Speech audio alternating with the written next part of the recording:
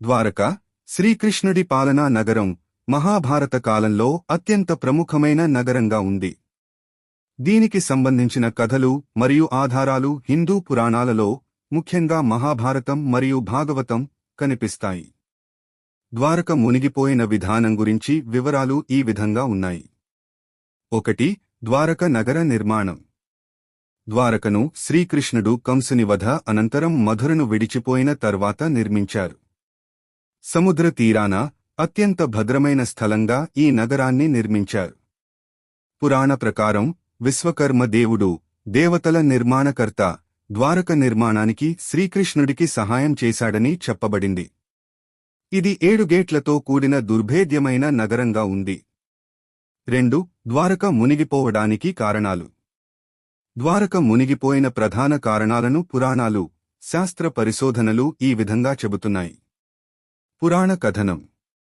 శ్రీకృష్ణుడు మహాభారత యుద్ధం అనంతరం తన యాదవ వంశం అంతరించిపోవడాన్ని గమనించారు.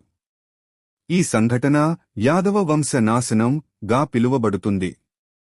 ఈ సంఘటన తర్వాత శ్రీకృష్ణుడు ప్రాణత్యాగం చేశాడు. ఆయన మరణం తరువాత ద్వారకను సముద్రం నెమ్మదిగా ముంచెత్తింది. భాగవత పురాణం ప్రకారం ఇది శ్రీకృష్ణుని లీలగా భావించబడింది. ద్వారక సముద్రంలో మునగడం ద్వారా భూమి తన సహజ స్థితికి తిరిగి వచ్చింది. గత చరిత్ర ఆధారాలు. క్రీపు 1500 ప్రాంతంలో సముద్రం ముంచెత్తడం కారణంగా ద్వారక మునిగిపోయిందని కొందరు చరిత్రకారులు భావిస్తున్నారు. ఇది తుపానులు, సముద్రపు అలల పెరుగుదల వల్ల జరిగి ఉంటుందని భావిస్తున్నారు. 3. పురావస్తు ఆధారాలు. 20వ శతాబ్దం చివర్లో భారతదేశంలోని సముద్ర పురావస్తు శాస్త్రవేత్తలు గుజరాత్ సముద్ర తీరంలో ద్వారక నగరానికి సంబంధించిన ప్రాచీన అవశేషాలను కనుగొన్నారు. ధ్వంసమైన దేవాలయాలు, రోడ్లు, ఇంటి శిథిలాలు వంటి నిర్మాణాలు కనుగొనబడ్డాయి. ఇవి మహాభారత కాలానికి చెందినవని కొన్ని పరిశోధనలు సూచిస్తున్నాయి. 4. ద్వారక మహాత్మ్యం.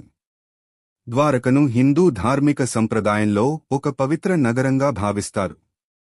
నేటికీ గుజరాత్ రాష్ట్రంలోని ద్వారకలో ద్వారకాధీశుడి ఆలయం ప్రసిద్ధి చెందింది.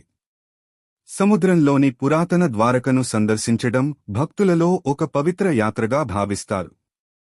5. సముద్ర మునగడంపై శాస్త్రీయ పరిశోధనలు. భూకంపం లేదా సునామీ. ద్వారక నగరం ఒక సునామీ లేదా భూకంపం వల్ల నాశనమై ఉంటుందని భావిస్తున్నారు. సముద్ర మట్టం పెరుగుదల. హిమయుగం తర్వాత సముద్ర మట్టం పెరగడం ద్వారక మునిగిపోవడానికి ముఖ్య కారణంగా భావిస్తున్నారు.